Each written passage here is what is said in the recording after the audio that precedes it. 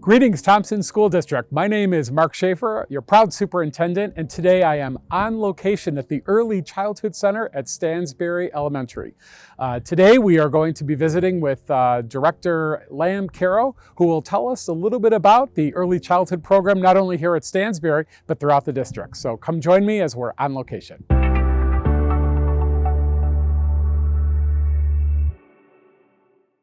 So I'm here with Caro, who's our Director of Early Childhood Education here in the Thompson School District. Why don't you take a moment to introduce yourself and just let our viewers know what you do as the Director of Early Childhood. And I know this isn't your first rodeo here in the district, so what else have you done here in our district? Sure. So hi, I'm Caro. I am the Director of Early Childhood. I've been a part of the Thompson School District now for 17 years. I started off in the district as the principal at Van Buren Elementary School. And then I was lucky enough to be chosen to open Ponderosa Elementary School. And then now I'm here as the Director of Early Childhood, which what I still consider my primary job is being the educator and working with teachers and staff to make sure that we're meeting the needs of students.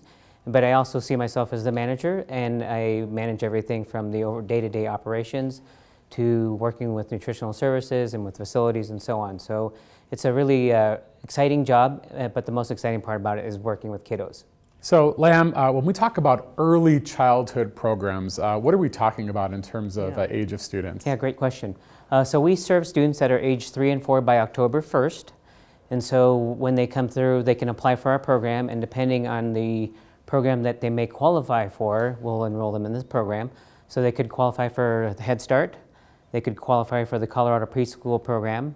Some students who may have special needs we also serve, and then finally we have students that are pay tuition to be a part of our program. So right now we're at the Stansbury Early Childhood Center, and our viewers may remember or recall that Stansbury used to be an elementary school, which is now the Early Childhood Center. So can you tell us a little bit about that conversion and what this, who this facility serves now? Sure. So about 4 years ago, we began conversation about changing this elementary school into an early childhood center. And so we were lucky, and that process did occur. And so the first step was getting community input about what we thought would make the greatest preschool for our kiddos, and then backtrack and start working our way forwards. So here we are today. So one of the things that we had to talk about was like putting restrooms in all the classrooms, making these spaces more child-friendly, preschool-friendly, looking at our grounds, particularly around playgrounds and those kinds of things, and then making sure that the space was a great space for kiddos to learn and experience different things in a classroom setting. That's great. So this center currently has 10 classrooms? We have 9 classrooms right now, because we do have the Family Center that's also here. And so we have, currently we have 3 full-day classrooms and 2 half-day classrooms running. And then we also have the First Steps Infant and Toddler program here housed at this building. Gotcha. And the early childhood program here in the Thompson School District actually is a lot larger than just Stansbury. So how many students are served district-wide, and how many facilities are we actually in? Yeah, that's a great question. So right now we have 13 sites around the district. We serve from South Fort Collins all the way down through Loveland and into Berthoud. We have sites at many elementary schools.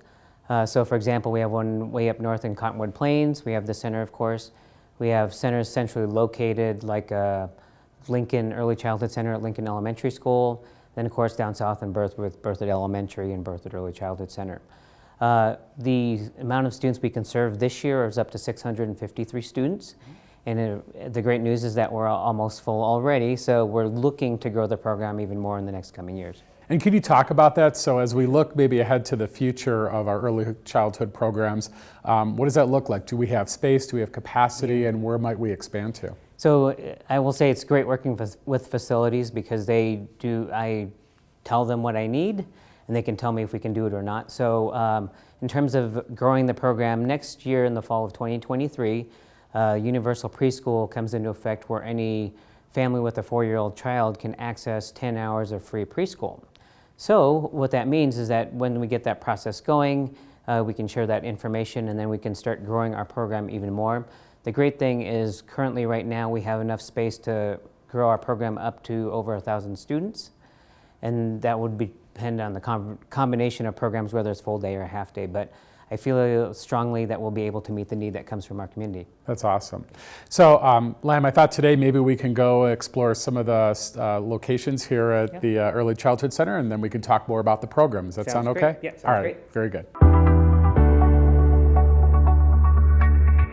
So, Lam, here we are in a common area. I think our viewers might be interested to know what students do in a typical half day here. Sure. So what does the program look like? Yeah, so let me share a little bit what would happen when a student comes in for a typical day. They'd come into the classroom where they typically have an activity where they might engage in literacy, where they're writing their name or answering a question of the day.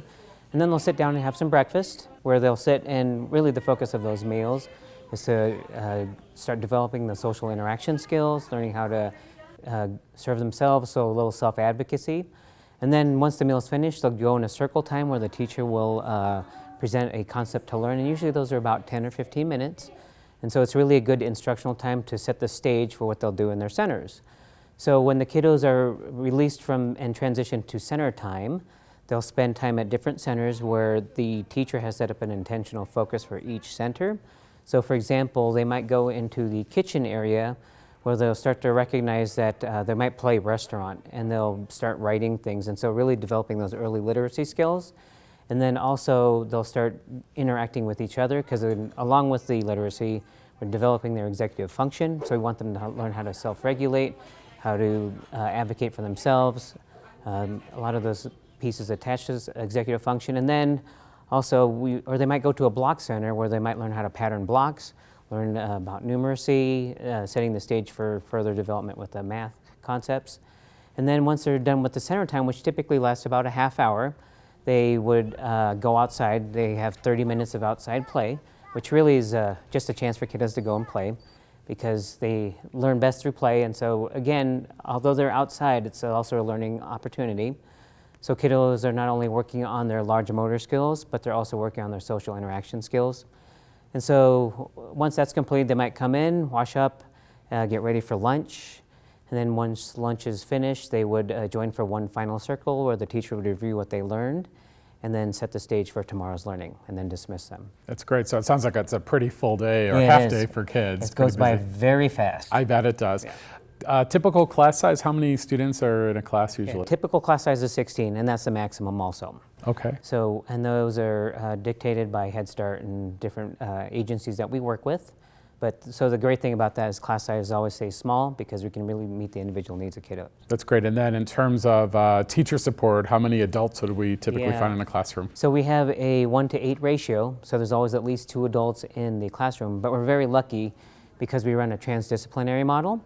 So we, instead of having push in, pull out with our speech language pathologist or our occupational therapist, they may come in for the whole day.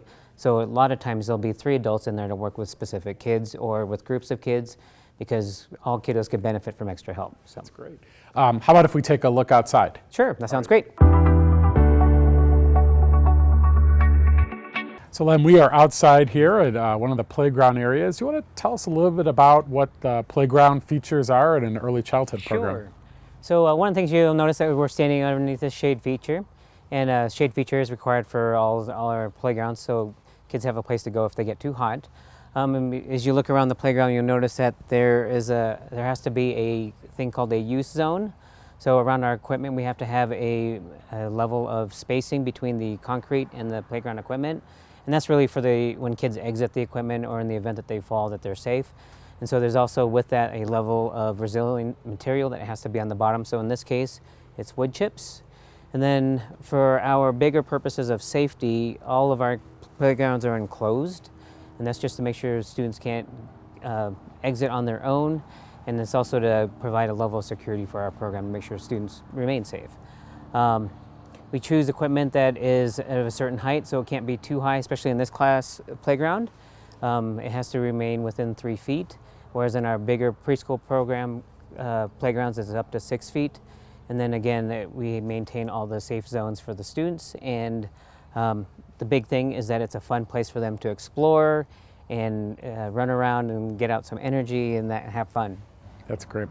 And while we're outside, I'm also interested in maybe having you share some information around transportation. So how do the kiddos get to and from school? Yeah, that's a great question. So we have a lot of parents who walk their students to school. We choose locations based on neighborhood and need, and so we want it to be accessible so parents can walk their students in. Sometimes parents drive in their kids and drop them off. And then sometimes we work with transportation to provide bus transportation for students that require special transportation services.